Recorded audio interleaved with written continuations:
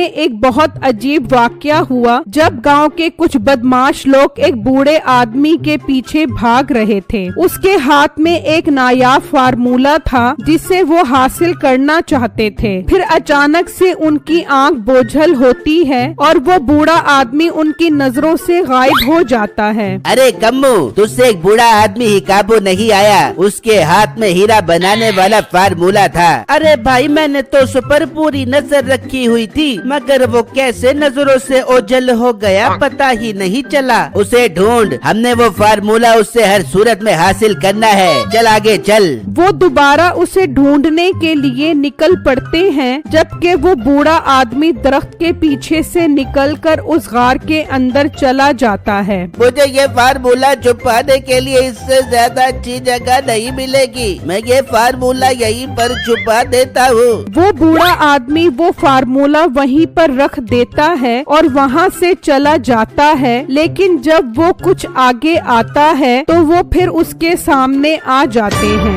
कहाँ है वो फार्मूला? जल्दी से हमें दे दे वरना हम तुझे मार देंगे। मेरे पास वो फार्मूला नहीं है। झूठ मत बोल, वो फार्मूला तेरे हाथ में ही था। हमें दे दे, तेरे हक में यही बेहतर है, वरना तुझे अपनी जान से जाना पड़ेगा। अपनी जिंदगी चाहता है तो ला मेरे हवाले कर दे वो हीरा बनाने वाला फार्मूला। वो फार्मूला तो मैं खा गया, अब कुछ नहीं हो सकता। क्या वो फार्मूला तू खा गया? अब तेरा इस दुनिया में रहने का कोई फायदा नहीं। मार दो इसे। वो उस बूढ़े आदमी को मार देते हैं और वहाँ से चले जाते हैं। लेकिन अब वो हीरे वाला फार्मूला कहाँ है, ये एक राज ही रह गया था। मालिक, मैंने आपके जूते भी पॉलिश कर दिए हैं और कपड़े भी इस्त्री कर दिए हैं। बहुत अच्छा किया तुमने। तुम मेरे सारे काम मेरे किए बगैर ही कर देते हो, मुझे बहुत खुशी होती है। मालिक, आपकी खिदमत करना तो मेरा फर्ज है। आखिर आप मेरा इतना ख्याल जो रखते हो।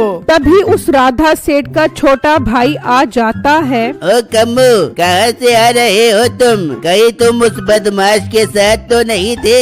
अरे नहीं भाई साहब, मैंने आपको कितनी बार कहा है अब मैं उसके साथ नहीं रहता। आपको मेरी बात पर यकीन क्यों नहीं आता? छोटे मालिक बड़े मालिक जो कहते हैं वो आपके फायदे के लिए ही तो कहते हैं। वो बदमाश मीठा ठीक नहीं है, वो आपको कभी न कभी बहुत बड़ा नुकसान पहुंचा सकता है। अरे ओ मुंशी, तू नौकर है, नौकर बनकर ही रह। ज्यादा बड़े भाई के सामने अपने नंबर बनाने की जरूरत नहीं है। आई बात समझ। कम्मू, ये तुम बात किस तरह कर रहे हो? मुलाजिमों से ऐसे बात नहीं करते।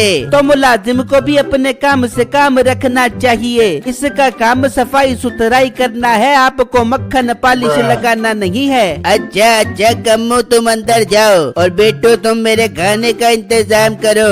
वहाँ मीठा जब अपने घर आता है तो उसकी बीवी कहती है, अरे मीठे, क्या हो गया? तेरा मुंह क्यों लटका हुआ है? अरे बेगम, तुझे क्या बताऊं, वो हीरा बनाने वाला फार्मूला हमारे हाथ ही नहीं लगा। वो भूखा बुड्ढा वो फार्मूला ही खा गया। अरे तो मीठे, उसका पेट फाड़ कर उसके अंदर से निकाल लेता।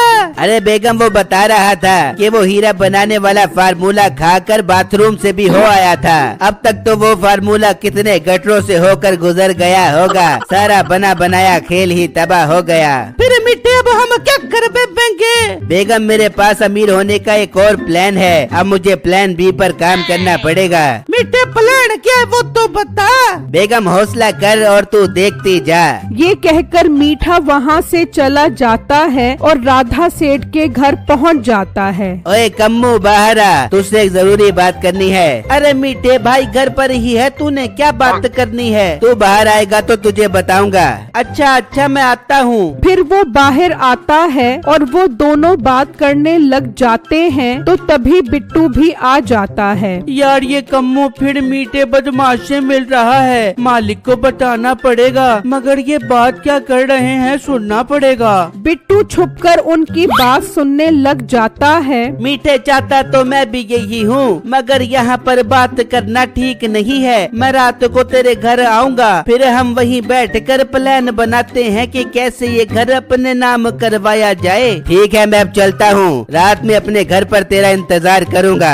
ये कहकर मीठा चला जाता है और बिट्टू हैरान परेशान हो जाता है। यार ये काम तो बहुत खराब हो रहा है, ना जाने ये आज रात क्या प्लान करते हैं। मैं अब तो ये पता लगाकर ही छोड़ूंगा। फिर जब रात होती है तो बिट्टू मीठे के घर जाता है और उसके कमरे में पड़े एक डब्बे में बैठ जाता है। तभी कमू भी वहाँ पहुँच जाता है और दरवाजा बजाता है। बेगम लगता है वो आ गया है। मैं दूसरे कमरे में बैठकर उसके साथ प्लान बनाता हूँ। फिर मीठा बाहर आ जाता है। हाँ कम्मू अंदर चलकर बात करते हैं। फिर वो दोनों उसी कमरे में आ जाते हैं और बिट्टू उनकी बात सुनने लग जाता है। देख कम्मू, अगर तू अमीर होना चाहता है तो तुझे अपने बड़े भाई का घर अपने नाम करवाना पड़ेगा, वरना तो वो सारा पैसा यहाँ वहाँ उड़ा देगा और तेरे हिस्से में कुछ नहीं आएगा। मीठे बात तो तेरी बिल्कुल ठीक है, मगर मैं घर अपने नाम कैसे करवाऊं? अरे मेरे होते हुए तुझे परेशान होने की क्या जरूरत है? ये काम तो मुझ पर छोड़ दे।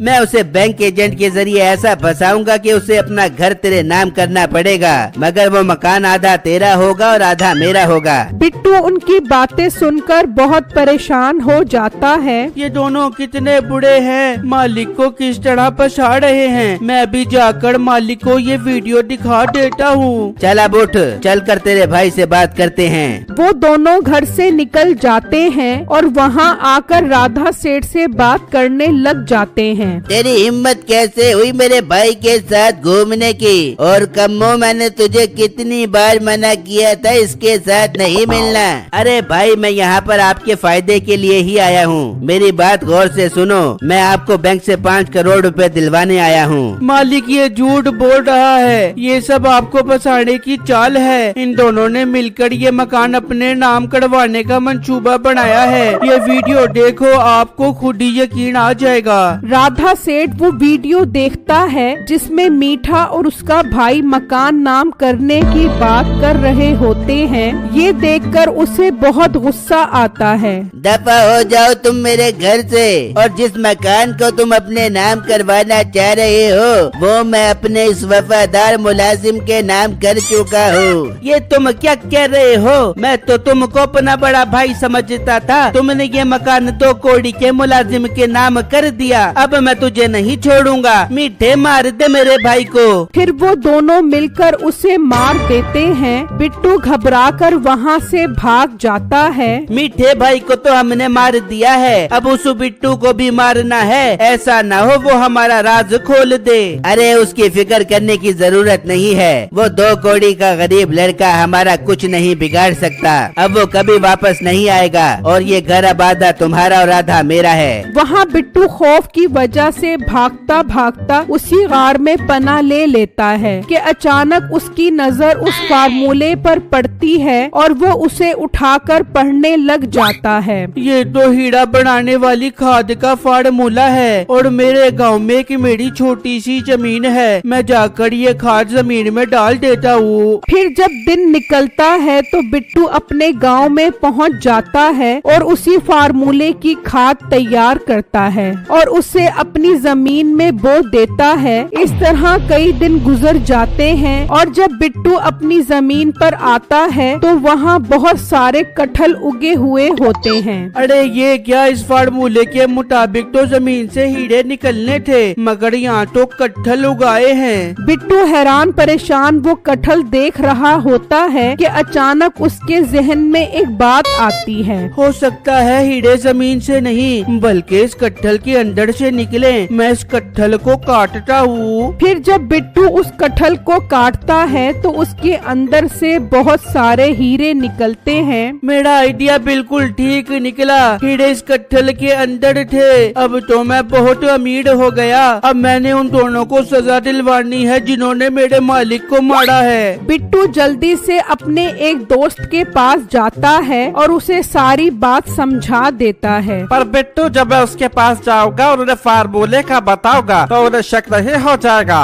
अरे नहीं नहीं, वो एक नंबर के लालची हैं, उन्हें शक नहीं होगा, बल्कि वो मेरा पता पूछते पूछते यहाँ तक पहुँच जाएंगे। ठीक है बिट्टू, मैं आज शाम में ही भेष बदल कर उनके पास जाता हूँ। फिर शाम होते ही बिट्टू का दोस्त भेष बदल कर उनके पास पहुँच जाता है। ओ हेलो, कौन हो तुम और मुंह उठाकर कहाँ चले आ रहे हो? अरे भाई, यहाँ पर बिट्टू नाम का लड़का रहते उसको बुलाओ, हम उससे एक जरूरी काम करना बाकी है। बिट्टू नाम का लड़का यहाँ पर नहीं रहती, वो तो काफी दिनों पहले यहाँ से चली गई। ओ हेलो, वो कहाँ चले गए? क्या तुम हमको बता सकते हैं? वो कहाँ चली गई हमको नहीं पता, अब तुम यहाँ से जा सकती है। मगर तुम्हें काम क्या है उससे? उसके पास एक हीरा बनाने वाला फार्मूला है जो उसे किसी गांव से मिला है। हम उससे वो फार्मूला खरीदना चाहते बागचे और बहुत सारा हीरा बनाना बागचे। क्या हीरा बनाने वाला फार्मूला उसके हाथ लग गया? वो तो बुढ़ा खा गया था। हमको उस बूढ़े का नहीं पता, हम खुद ही जाकर बिट्टू को ढूंढकर वो फार्मूला खरीदना बागचे। कम्मू, इससे पहले कि ये बिट्टू के पास पहुँचे हमें उसे ढूंढकर वो फार्मूला हासिल करना होगा। हाँ मीठे, तू ठीक कह रहा है, चल उसको ढूंढते हैं। वो दोनों बिट्टू को ढूंढने निकल जाते हैं और वहाँ बिट्टू का दोस्त उसके पास पहुँच जाता है। जो कुछ तुमने कहा था मैंने उन्हें कह दिया था। बहुत अच्छा किया। अब देखो वो कैसे मुझे ढूंढते ढूंढते यहाँ तक आते हैं। तुम एक काम करो, तुम जाकर पुलिस को लेकर आओ। ठीक है, मैं पुलिस को लेकर आता हूँ। फिर वो पुलिस को लेने निकल जाता है और वहाँ वो दोनों बिट्टू का पता मालूम कर रहे होते हैं। हाँ, मैं इसे जानता हूँ, ये साथ ही बाकराबाद वाली पुल्ली है, उसके साथ ही रहता है ये लड़का। बहुत बहुत शुक्रिया भाई आपका। चल कम्मू, चल उसके पास। वो दोनों निकलते हैं और बिट्टू के पास पहुंच जाते हैं। ये तुम दोनों मेरे पास क्या करने आए हो? बिट्टू हमारे प्यारे भाई, हमने सुना है कि तुम्हारे हाथ हीरा बनाने वाला फार्मूला लग गया है। हाँ बिल्कुल लग गया है, मगर तुम क्यों आए हो मेरे पास? अरे बिट्टू, वो फार्मूला तो बुढ़ा आदमी खा गया था, फिर तुम्हारे हाथ कैसे लगा? जी नहीं, वो फार्मूला उस बुढ़े ने गाड़ में रखा था, मैंने वहाँ से ये फार्मूला लिया था, मगर हमने तो उस बुढ़े को मार दिया था। अरे सारे राज ना खोल। राज क्यों ना खोले? तुमने तो मेरे मालिक को भी मार दिया था। हाँ बिट्टू, हमसे बहुत बड़ी गलती हो गई जो हमने तुम्हारे मालिक को कत्ल कर दिया। हमें माफ कर दो और वो हीरा बनाने वाला फार्मूला हमें दे दो। मगर वो फार्मूला तुम्हें मैं कभी नहीं दूंगा। कैसे नहीं देगा? हम वो फार्मूला आज लेकर ही जाएंगे, मगर वो फार्मूला तुम्हें मैं कभी नहीं दूंगा। नहीं देगा तो तेरा भी वही हाल करेंगे जो तेरे मालिक और उस बुड्ढे का किया था। चल वो फार्मूला निकाल। इतनी क्या जल्दी है फार्मूला लेने की? अरे चलो आराम से तुम्हें फार्मूला देता हूँ। पुलिस इंस्पेक्टर साहब, हम फार्मूला तो नहीं मांग रहे, आज मूला मांग रहे हैं। पेट में बहुत दर्द हो रहा है। हाँ चलो थाने, आज मूला तुम्हें देता हूँ, डंडे पर लगा कर ना घर। इस तरह बिट्टू की अक्लमंदी से वो दोनों अपने अंजाम को पहुंच जाते हैं।